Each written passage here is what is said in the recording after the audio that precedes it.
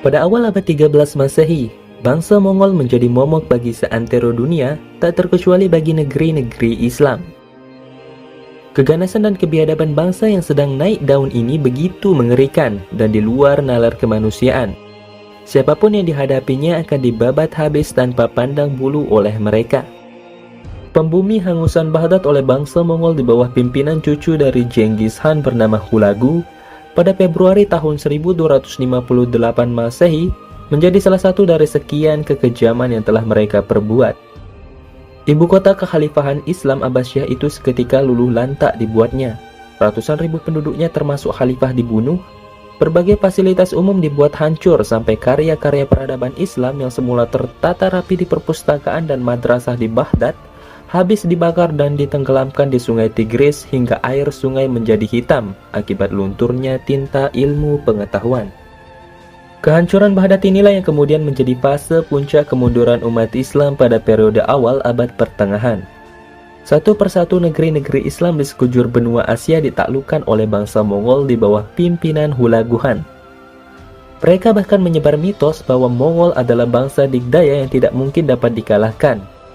Keganasan mereka benar-benar menjadi momok menakutkan bagi seluruh umat manusia pada masa itu.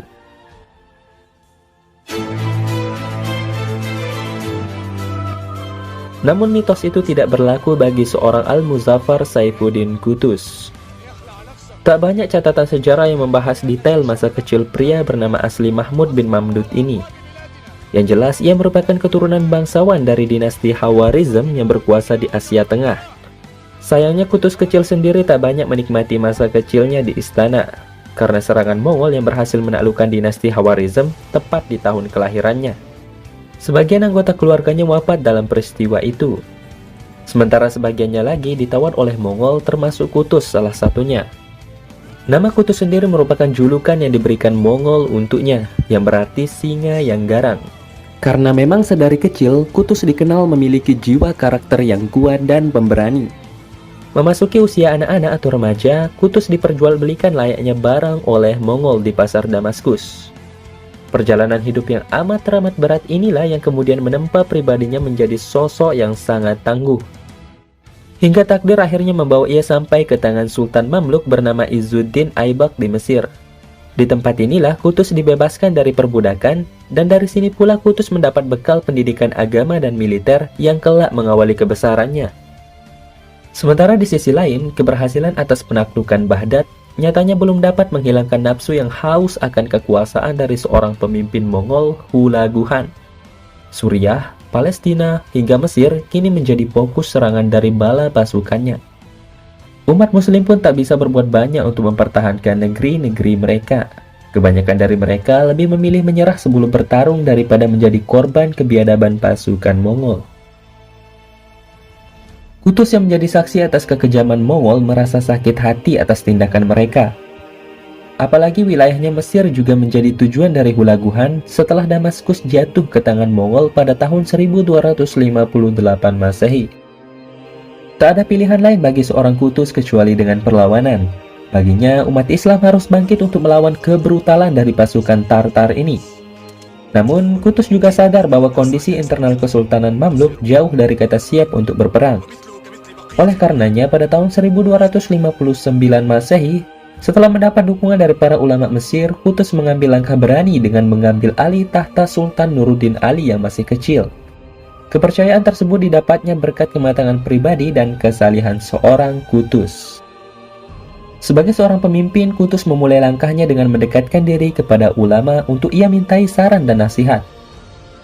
Syekh Izzuddin bin Abdissalam adalah satu dari sekian banyak ulama yang menyatakan kesetiaannya pada kepemimpinan Qutuz. Bahkan tak butuh waktu lama, Qutuz juga berhasil menyatukan masyarakatnya yang sebelumnya sempat terpecah belah. Bismillahirrahmanirrahim. Tahiyatun ilaika ya maulaya al-muzaffar Saifuddin Qutuz Sultan Misr. Qad balagana ma kana min hirsikum ala masalih wa masair al-ibad. ونتحدث إليكم الآن لنعلمكم بأننا نثبتكم على مصر سلطانا بمشيئة الله ومعونته. Di sisi lain, Hulagu yang tengah bersiap melanjutkan ekspedisi militer mereka ke Mesir harus menunda hasratnya tersebut setelah kabar duka datang dari Kekaisaran Mongolia, di mana Mongkehan yang merupakan penguasa besar Mongolia meninggal dunia. Hulagu pun secara terpaksa harus kembali ke Mongolia bersama sebagian pasukannya untuk menggantikan saudaranya tersebut sebagai Han atau penguasa baru Mongol Raya. Sementara tugas penyerangan terhadap Mesir diberikan kepada panglima terbaiknya bernama Kit Bukanoyan. Di tangannya ia membawa sebagian pasukan yang ditinggalkan Hulagu untuk melanjutkan penaklukan menuju Mesir. Kabar kembalinya Hulagu dan sebagian pasukannya tersiar hingga ke telinga Saifuddin Qutuz.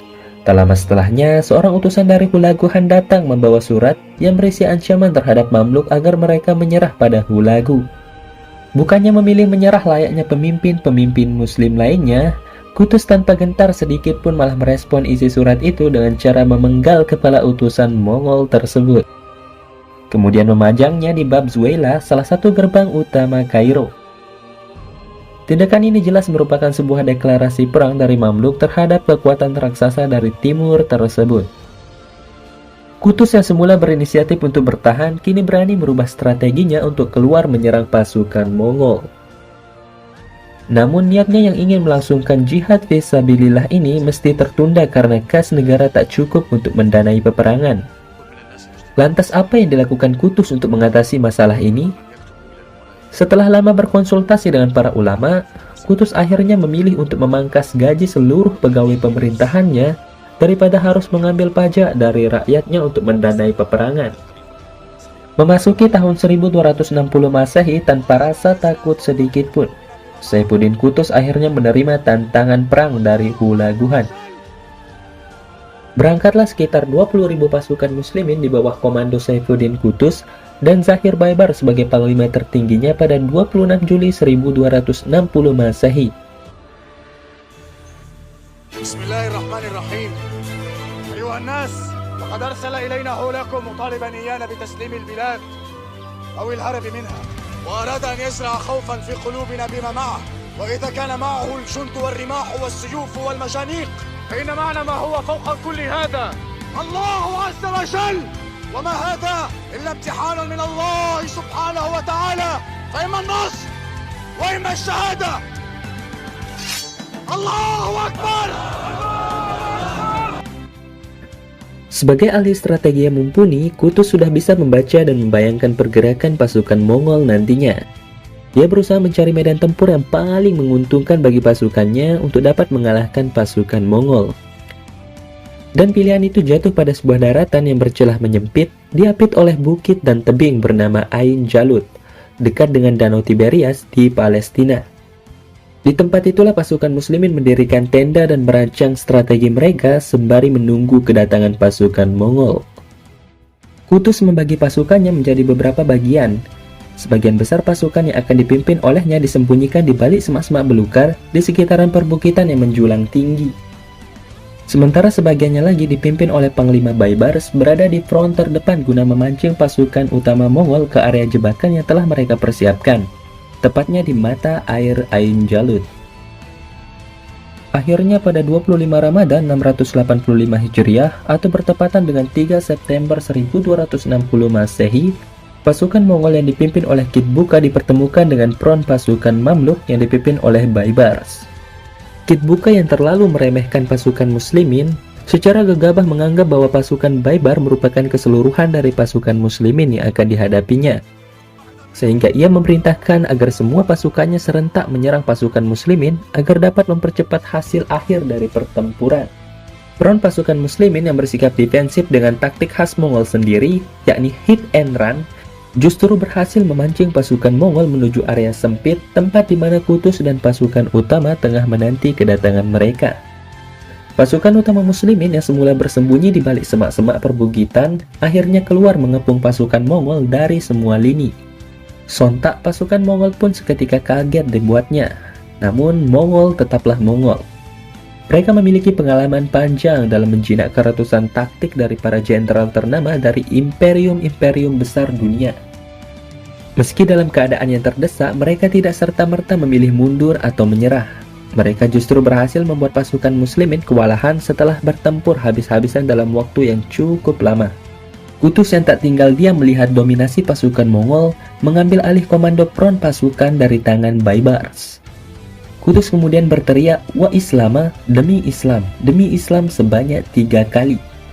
Aksinya ini ternyata secara signifikan berhasil menaikkan moral dari pasukan muslimin, karena mereka bertempur dipimpin langsung oleh sultannya sendiri.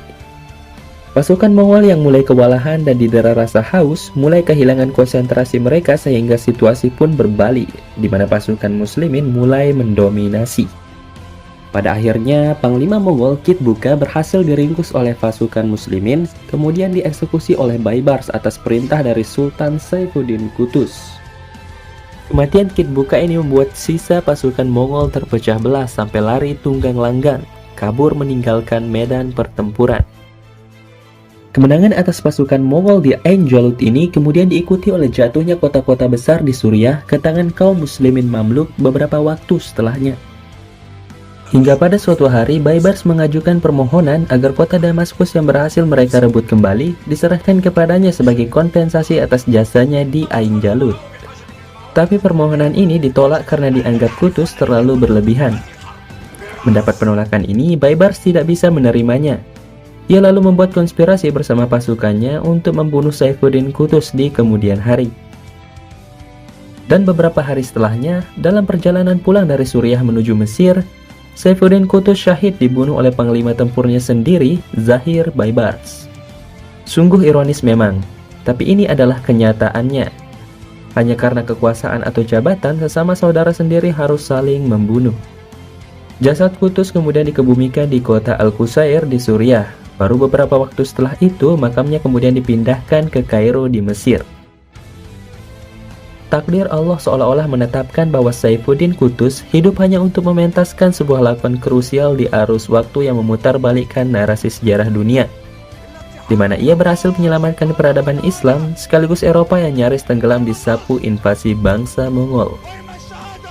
Dan tentunya namanya akan terus hidup di hati rakyat Mesir. Iya, lebih tepatnya kaum muslimin pada umumnya. Dan kisah hidupnya yang heroik akan menjadi sebuah cerita panjang yang akan didaur ulang oleh generasi umat masa kini.